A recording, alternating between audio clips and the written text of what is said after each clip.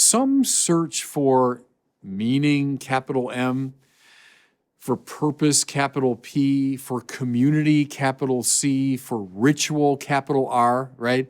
So not just, like the rituals associated with some club that I belong to, or the purpose associated with, being a member of some society. But these things in their pure, unconditioned form, people are still looking for them.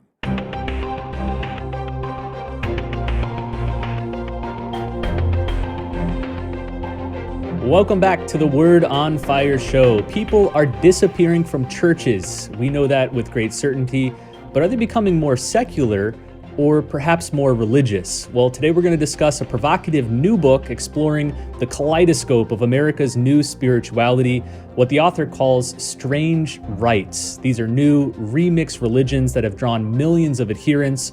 What are they? How should we engage them as Catholics? That's what we'll be talking about today with Bishop Robert Barron. Bishop, good to see you. Hey, Brandon. Always good to see you. I always like to ask what you're reading. I asked you before the show, and you said you were in the middle of a couple of good new biographies. Why don't you tell us about those?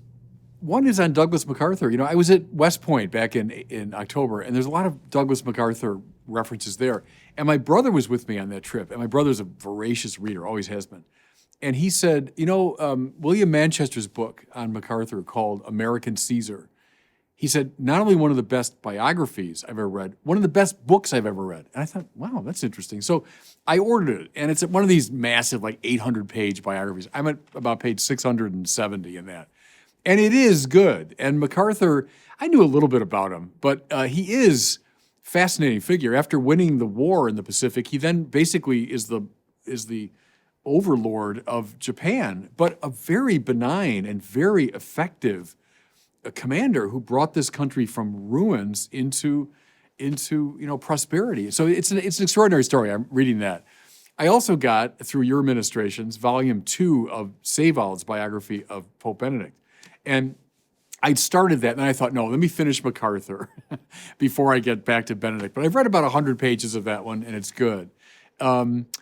I just finished a book by James Heft on Catholic higher education. It's a series of essays on theology, universities. That issue that intrigues me, James Burchell's argument from years ago that so many universities that began as religious, Harvard, Yale, University of Chicago, Princeton, all of them, but then took this steady decline into secularism. Is that going to happen to the Catholic universities? So Heft looks at that issue from a lot of different angles. Anyway, those are a few things I'm reading. Well, today we're talking about another book that I know you recently read. Again, it's titled Strange Rites, New Religions for a Godless World. And it's written by a woman named Tara Isabella Burton. Let me read the description here, and then we'll kick around some of the main arguments in the book. A sparkling, strange odyssey through the kaleidoscope of America's new spirituality, the cults, practices, high priests, and prophets of our supposedly post-religion age. Participation in mainstream religion has indeed plummeted, but as Burton argues, Americans have never been more spiritually busy. While rejecting traditional worship in unprecedented numbers, today's Americans are embracing a kaleidoscope panoply of spiritual traditions, rituals, and subcultures, from astrology and witchcraft to SoulCycle and the alt-right. As the internet makes it ever easier to find new tribes, and consumer capitalism forever threatens to turn spirituality into a lifestyle brand, remarkably modern American religious culture is undergoing a revival comparable with the great awakenings of centuries past. So let's get into the meat of the book. Burton's main argument is that while younger generations are supposedly the most secular according to surveys, they're actually notably religious. It's just that they've adopted these strange new religions. This has involved what she describes as a shift from institutional religion to intuitional religion. So maybe let's start there and describe what she's getting at here. There's a lot going on, and it's a book, as you say, I found fascinating. I, along with many others, have been saying now for a couple of decades, the country's getting less and less religious.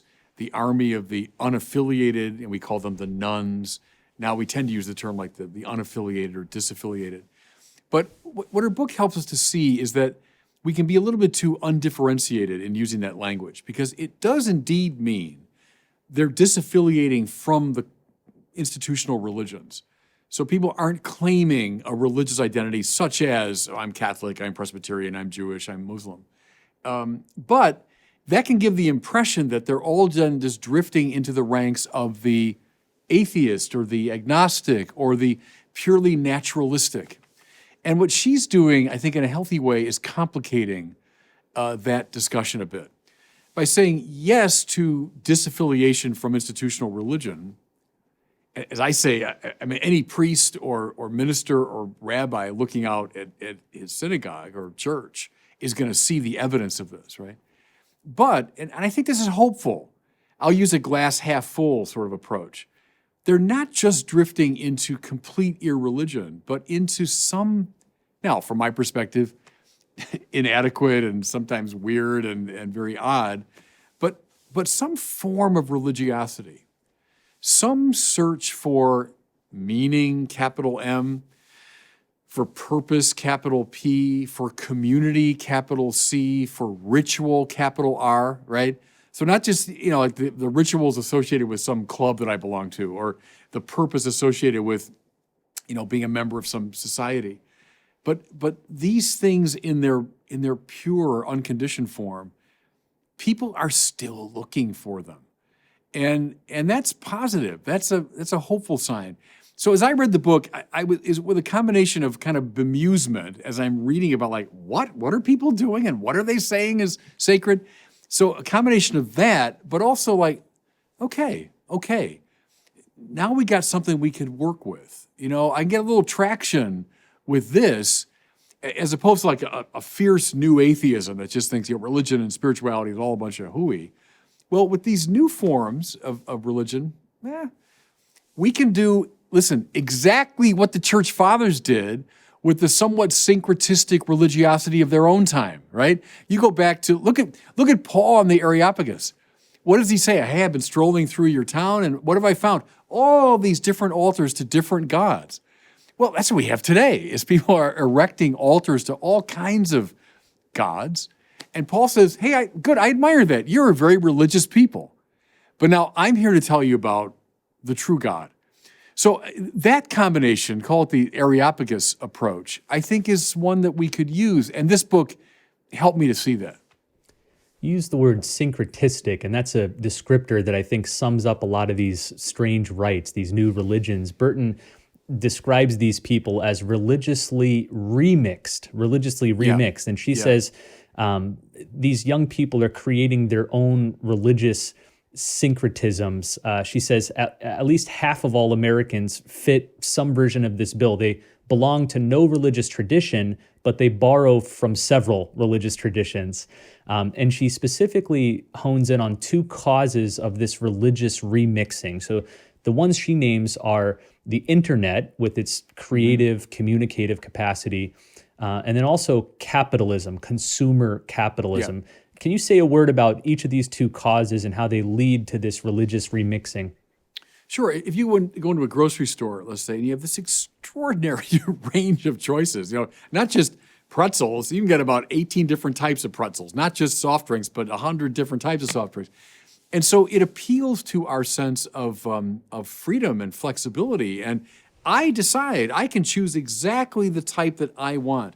And don't you tell me what kind of soft drink to have or what kind of spaghetti to buy. I'm going to get exactly the one that's been tailored to me. And then, in the internet world, when I've got this extraordinary range of possibilities and options and sites I can visit, and they get ever more refined, I can enter a community of like super refined interests. This little niche of people that are interested in this range of issues. So both those things give us this sense of almost infinite malleability and the infinite capacity to create what I want. Syncretism has been around from the beginning. And even like within the church, think of the way the church has assimilated to itself certain practices and certain, beliefs and so on from the cultures around it. Okay, as Newman says, the way an animal will assimilate to itself what it can from its environment. The church has always done that. But notice how they were gathered under the aegis of this master narrative that's not of my own creation. So a Christian saying, I'm going to draw, let's say, classical moral theory from the Stoics, or I'm going to borrow something from Plato. I'm going to borrow December 25th as the celebration of Christ's birth from a Roman festival, etc. But I'm gathering all of that under the aegis of this meta-narrative that I've been given. I'm not inventing my own little religion. And that's the difference. It's the infinitely malleable, free, self-inventing subject today with an infinite array of possibilities now saying, I want that, and I want that, and that's good. Oh, I'll take some of that and some of this. That's more what you have today. And from a Christian standpoint, obviously that's a problematic position because I'm in charge, right? It's my ego making the decisions of what's going to suit me. Well, Christianity, say what you want about a religion that centers around a crucified criminal. It's not meant to be, agreeable. Like, oh yeah, that suits me. I'm going to choose that crucified figure. So anyway, I'm rambling a bit there, but I think there's a difference between classical, syncretism, if you want, bringing things under the aegis of Christianity, and what we have now, which is the supermarket, choosing. Burton spends a long chunk of her book on fandom culture. Yeah. So under this, we might include things like fan fiction, where someone will take an existing story, movie, comic book, and spin it off and create their own. And there's whole communities now creating these alternative storylines based on the original work. Perhaps the most famous one, and she covers it at length in her book, is Harry Potter. Yeah, so she says J.K. Rowling's franchise created an entire subculture. You have personality tests online where you can, find out which house you're placed in at Hogwarts, Gryffindor, Hufflepuff, Ravenclaw, Slytherin. In fact, one of the statistics that popped out to both of us is she notes that over 60% of young people can identify the 4 houses from Harry Potter, but a very small minority can identify the 4 authors of the gospel. So it tells you something about the shift of sacred texts, if you will. In fact, she says the Harry Potter books have become, in a way, the sacred texts of a whole generation. They don't read the Bible, but they read Harry Potter, and Harry Potter has become a shared text where, I think among my friends, I could quote or make a reference to Harry Potter, almost everyone would get it. But if I made a biblical allusion, it'd go right over the heads of most people. So Harry Potter itself has become this sort of weird remixed religion for some people. But what I wanted to ask you was Burton's added twist that it's not just that Harry Potter as it is has been taken in by people as a religious text, but it's this, again, remixing of the Harry Potter story, creating their own subculture, fan fiction. You can't do that so much with the Bible, but a book like Harry Potter allows people to do that today. It's fascinating, Brandon, and you know that world a lot better than I do. I think I read one of the Harry Potter books, and I've seen a couple of the movies, so I kind of roughly know it. I mean, you and a lot of people in your generation knew them very well. Maybe Lord of the Rings, for your time too, or maybe somewhat earlier time. I totally get that. I get it. And I'll take the step, I think you've helped me see this, that Harry Potter is in fact a deeply Christian story, right? That there's a Christian element, like the Lord of the Rings, very clearly. So in a way, I mean, I don't really mind that. If that's a way to evangelize the imagination, as C.S. Lewis said, good. And a maybe glass half full approach is say, all right, if someone is really drawn into the Harry Potter universe, and it was written by, and I think you would agree with this, by a Christian with a Christian viewpoint, okay. Furthermore, I'll say this. Go back to the Old Testament and the Jewish tradition. You've got the Midrashic tradition, which is what? It's a kind of elaborated, imaginative commentary on the biblical text. The text itself is often very spare. And I've been doing a lot of stuff with the Bible, and it's a beautiful part of the biblical narrative style that it's so laconic, it's so understated. Well, the Midrashic authors across the kind of rabbinic tradition, they said, well, what was going on in Abraham's mind as he was walking up Mount Moriah with Isaac? And what was Isaac thinking? And what's the background? So in a way, they were doing what people are doing today. They're taking a primal story and they're adding to it, or they're elaborating upon it in their own way. Now, what's the difference, though? And I'm just sort of thinking this through out loud. What if you were to say, no, I'm going to retell the story where Abraham refuses God's command. He doesn't, even make a gesture to sacrifice Isaac. Or Isaac escaped. Abraham was about to kill him, and then Isaac escaped and became a rebel. And well, you can redo that story in such a way that it suits your interests, but is not conveying the truth of the Scripture.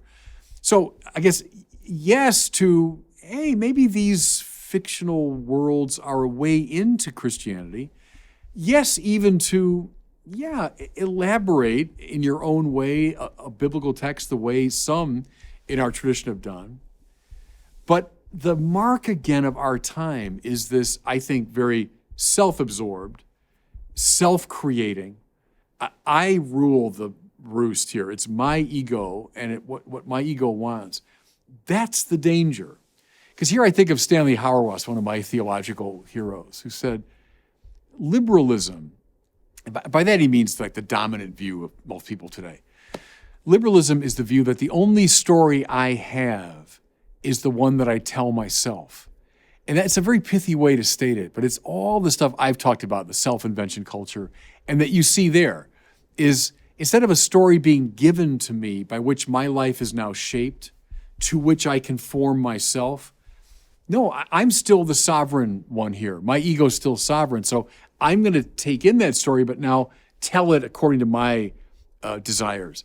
That's where it gets, I think, really problematic. Another so-called religion that Burton focuses on in her book is wellness and self-care culture, represented by things like the beauty industry, but also by exercise movements such as soul care and CrossFit.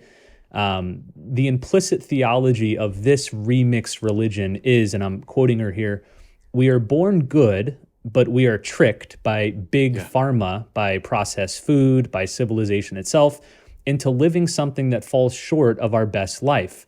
Our sins, if they exist at all, lie in insufficient self-attention or self-care. We have not merely the inalienable right, but the moral responsibility to take care of ourselves first before directing any attention to others. We have to listen to ourselves, to behave authentically, in tune with what our intuition dictates.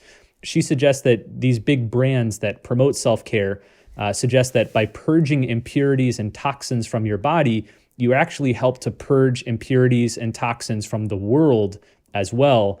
All of this, when I was reading that section, reminded me of just the basic Christian pattern of creation, fall, and redemption that's found within Christianity.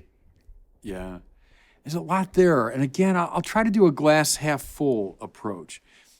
I read this somewhere recently. When you're on the airplane, they say, if the cabin loses pressure and the oxygen mask comes down, to put your own mask on first before helping others, right? That if you're not attentive to your own well-being in that crisis, you won't be able to help anybody else. And they referred to that as like a standard view. And there's something right about that, that I have to care for myself if I'm going to be a person of love. I used to tell the students at Mundelein, eating right and exercising and to that degree, caring for your physical well-being and psychological well-being is indispensable, because you'll be of no use to the church if your body collapses and you don't have the energy to do it, and if your psyche is so wounded. So I get that. And there's something about, put the mask on first on yourself, and then you can help people around you. I get that. What's the danger is a kind of Gnostic tendency, I suppose, or a denial of original sin. It's more of a Rousseauian anthropology, that we're good and nature's good, and what's bad is what civilization has done to us, and what the religions have done, and the imposition of these alien systems and oppressive moralities, and we have to get rid of those shackles, and then we'll unleash our natural goodness. Well, of course, Christians get very nervous when we start talking about people's natural goodness. There's something right about it. We're as creatures of God, we're good. But original sin teaches, I think, quite persuasively that we're a little bit messed up. And more than a little bit messed up. And if we start saying, oh, just unleash what's naturally in you, you'll unleash a lot of toxins onto the world, you know? And so we're a salvation religion, not a self-discovery religion. It's not a Rousseauian program. It's a Pauline program, you know, as you say, of creation, but sin and then redemption.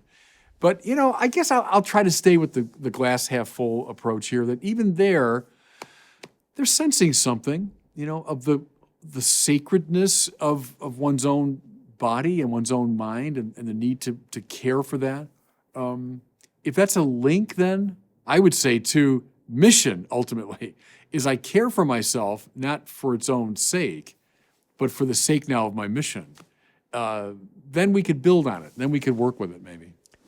Let's look at one more of these strange rites, these new remix religions. Again, Burton covers several in his book. We're only having time to...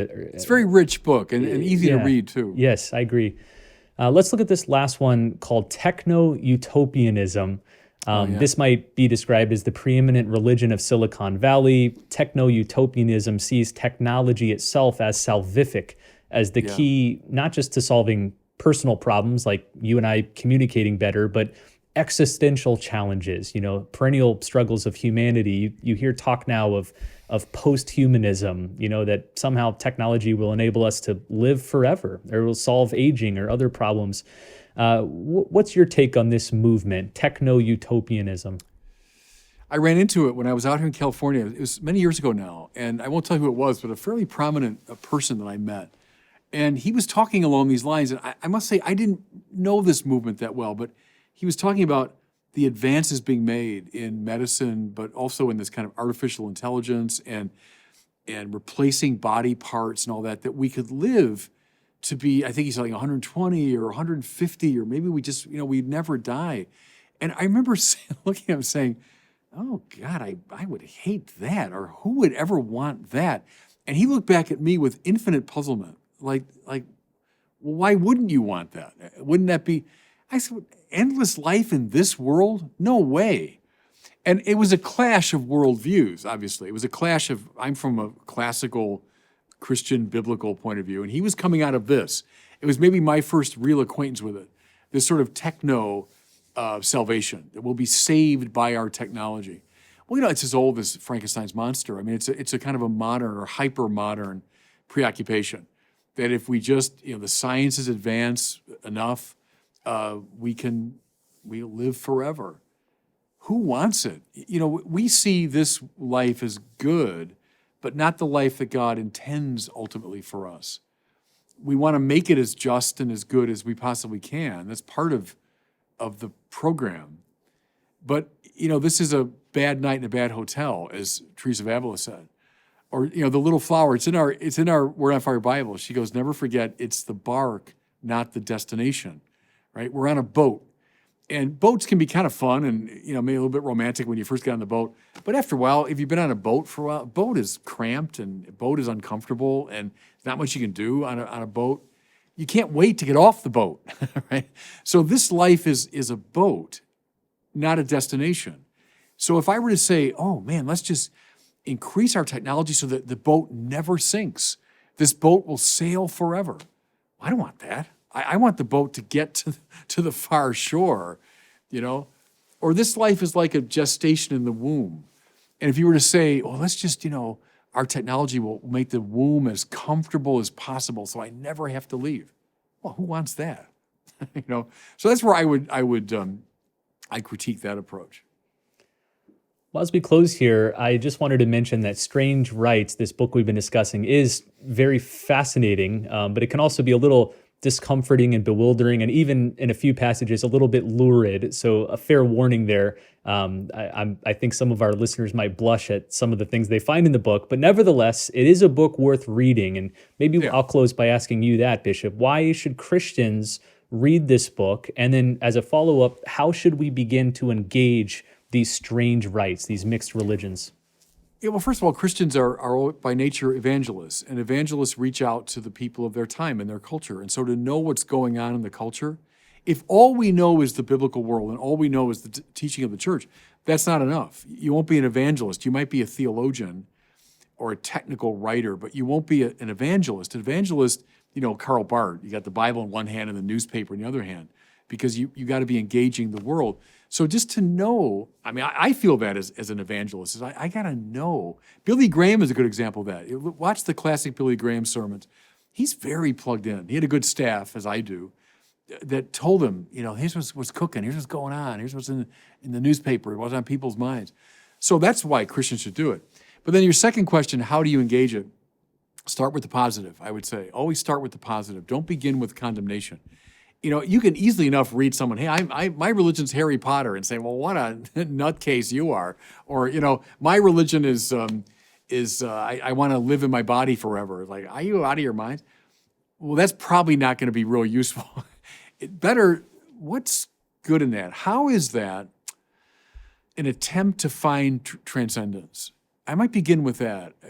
Use Charles Taylor's language. How is this breaking out of the buffered self? The self that just stays within its own little space.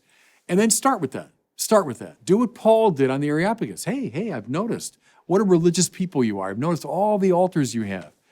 Now let me tell you about the true God. That's a master class in evangelization.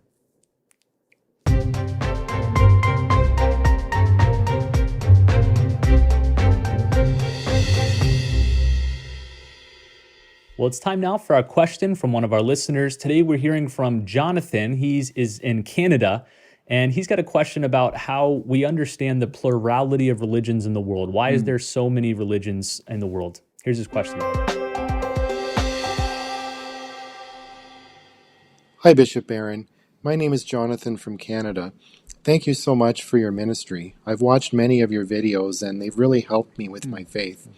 My question is about the plurality of religions. If religious faith is based on a response to the revealing God, how do we reconcile this with the fact that there are so many different religions and that experience takes people in so many different directions?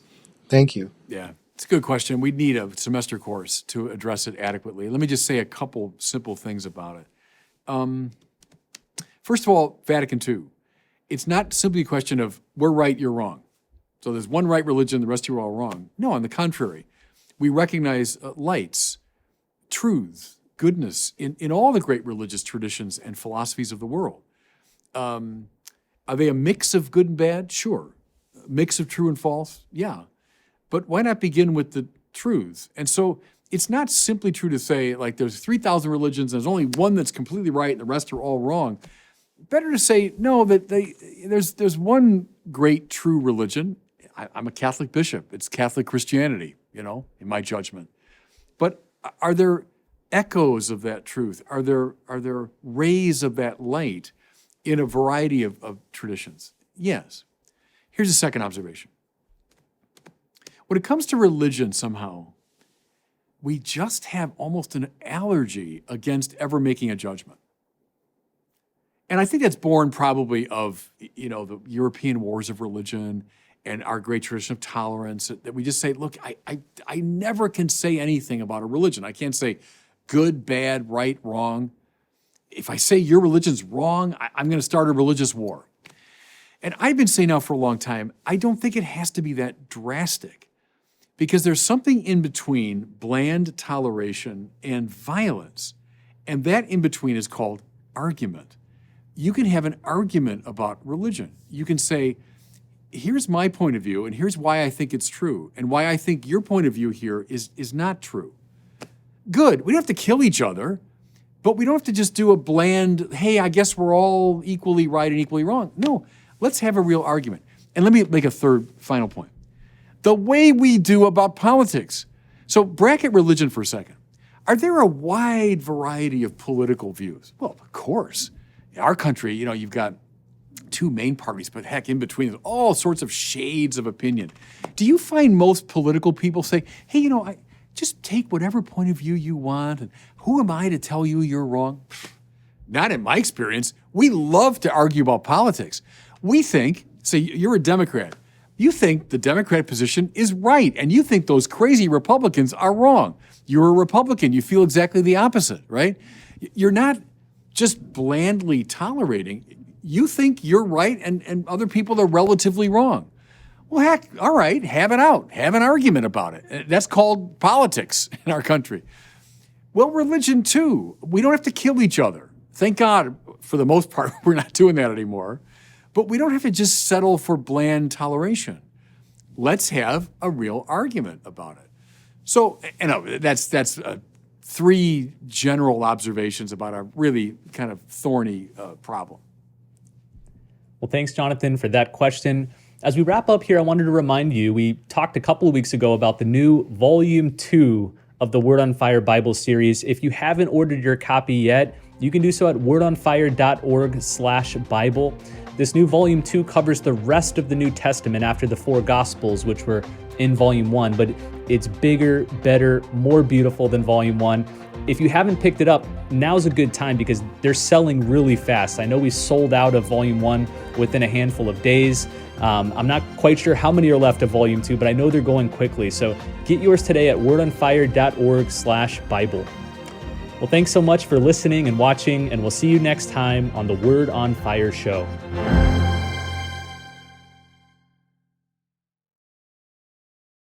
Thanks so much for watching. If you enjoyed this video, I invite you to share it and to subscribe to my YouTube channel.